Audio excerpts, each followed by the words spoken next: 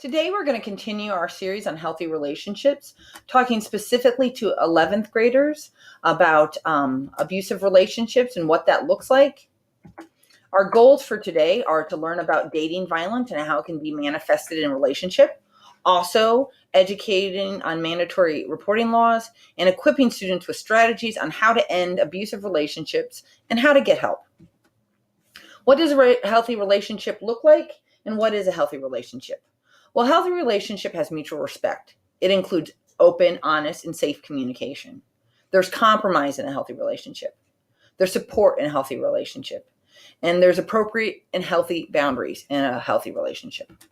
Now, what is not a healthy relationship? Well, that looks like jealousy, an unequal balance of power and control, very little respect and possessiveness. There are several kinds of abuse. We're going to be looking at some things lined out in loveisrespect.org website. There are a lot of types of abuse, and they're very difficult to experience. We're going to look at different ways abuse can occur so that you can better be able to identify them. Each type of abuse is very serious, and no one deserves to experience abuse in any form.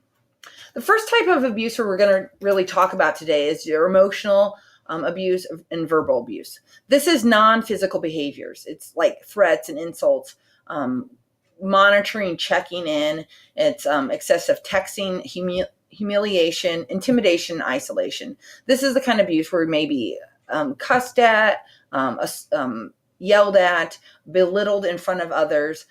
This is a kind of abuse that doesn't result in any kind of physical harm, but is no less abuse.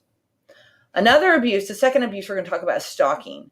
And stalking means being repeatedly watched, followed, and harassed.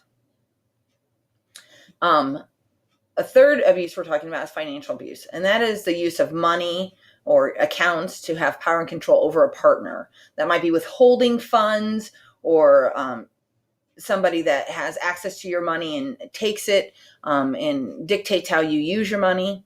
And then there's a fourth kind of abuse we're going to talk about is like a physical abuse. And that's what most people consider when they think of abuse, is just like this physical abuse.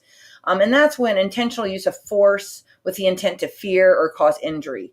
That's your hitting, shoving, biting, strangling, kicking, or even using weapons in a physical abuse. There's also sexual abuse, and that is any action that impacts a person's ability to control their sexual activity or the circumstances in which your sexual activity occurs. That could be things like restricting access to birth control and condoms. Now, we're also going to talk, our last abuse we're talking about is digital abuse, and that is very prevalent today because of the use of technology. And that's like excessive texting or social network bullying, harassing, stalking, or intimidating. This often behavior is a form of verbal and emotional abuse, but it's perpetrated through technology. And recognize that these kinds of abuse don't always happen in isolation, but there could be multiple types of abuse happening. Physical abuse and emotional abuse go hand in hand. So do some other like emotional and financial, and they could all be in digital, can all be used together. And if you want to know more about these types of abuse and understanding them, again, visit that loveisrespect.org website. Now, if you find yourself in an abusive relationship and you want to end that, we're going to share with you some tips on how to end an abusive relationship. First off, if you don't feel safe, break up in a public place or with friends nearby. Texting might feel cruel, but it is a safe option. Also, don't explain your reasons for ending a relationship more than once. You don't need to go on and on sharing why you're ending the relationship. You can say it once and be done. Third, let your friends and parents know that you're ending this relationship so other people are aware what's happening. And 4, if your ex comes to your house, do not answer the door. If they want to talk to you at school, walk away. Keep yourself safe. And always trust yourself. If you feel afraid, you have a good reason. Trust your intuition and trust that voice and honor it by listening to what your intuition says. How to help. So if you suspect or know of child abuse, sexual assault, or any kind of mistreatment, you can call the Indiana Child Abuse Hotline. If you want to take out a piece of paper and a pen right now, you can write down this number. You can take a picture of it so it's on your phone. But the number is 1-800-800-5556, or you can just call 911. Again, the Indiana Child Abuse Hotline number is 1-800-800-5556, or you can call 911. If you want support from a trained advocate,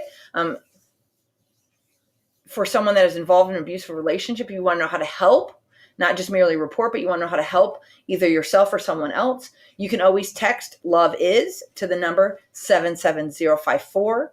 This is a 24-hour support line where you can talk to a trained advocate who can help you. Also, if you want to visit the loveisrespect.org website, which is www.loveisrespect.org, you can go online to a private chat and get a peer advocate.